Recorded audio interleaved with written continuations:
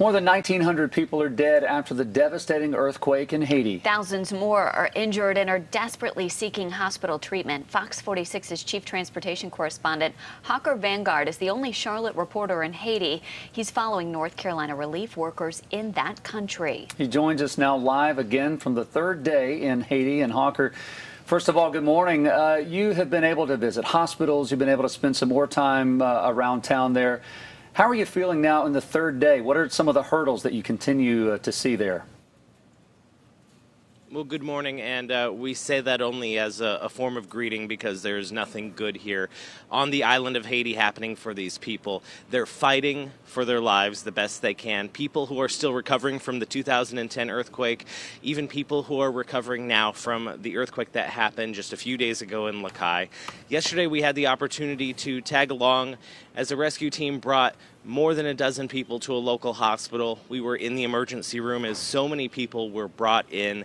And with the latest pictures coming out of the disaster zone, you can just see that things are hampered by weather. We have landslides, we have rock slides. It's been difficult to get to people the last couple of days, and as we move forward, we can see only more challenges ahead with the civil unrest and the political situation here just unfolding before our eyes. And Hawker, we know the number of people killed from this earthquake unfortunately keeps going up each day. How long is it taking to find these victims who I'd imagine some people are still waiting on someone to come rescue them? It's taking longer than it should. We spoke with somebody yesterday whose family flew in with them from Lakai on a medevac care flight from the United States Coast Guard, and they were trapped for upwards of a day under what remained of their house.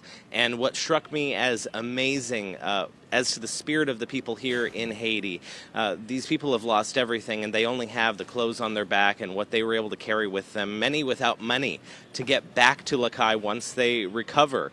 And they have a spirit of happiness to them. Everybody who I spoke with was cheerful. They were smiling. While their family members lay wounded in an emergency room next to them, they were just happy to show some signs of life with the hope that they will repair, that they will recover in some way. Hawker, you flew down with Samaritan's Purse, of course, from Boone, North Carolina, and some 30-something tons, you told us, that they unloaded on Sunday.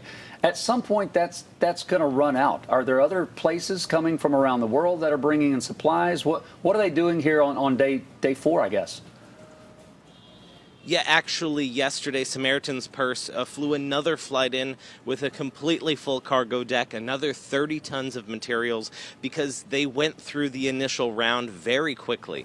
And that had the drinking water supplies, shelter, and medical supplies, which are running extremely short on that side of the island as they try to triage and treat more of those patients who have the less severe wounds and things that don't need a major hospital. They're running short on those supplies. They're also running short on doctors. Samaritan's Purse wanted me to share with the people of North Carolina, if you're an emergency room medicine doctor, if you are an ICU nurse or an ICU doctor, they have a DART team. That's spelled D-A-R-T. And if you go to their website, you can find a spot there to sign up to volunteer. You can be placed on a list so that you can be deployed out here to help alongside their DART disaster assistance relief team.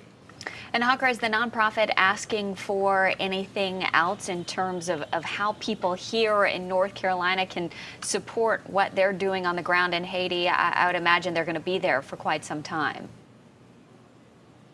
They will be, and cash donations at this point to Samaritan's Purse are the best way to get more supplies here. And that's important to note because with the last earthquake that happened in 2010, there was widespread corruption with the donations that were given here. And a lot of the money did not make it to the people who needed it the most. Supplies were not given to the people who needed it the most. So with Samaritan's Purse being a direct line from North Carolina straight down here to the island of Haiti, you know that your dollar will go to the right place and it will help the people who need it here in Haiti right here, right now.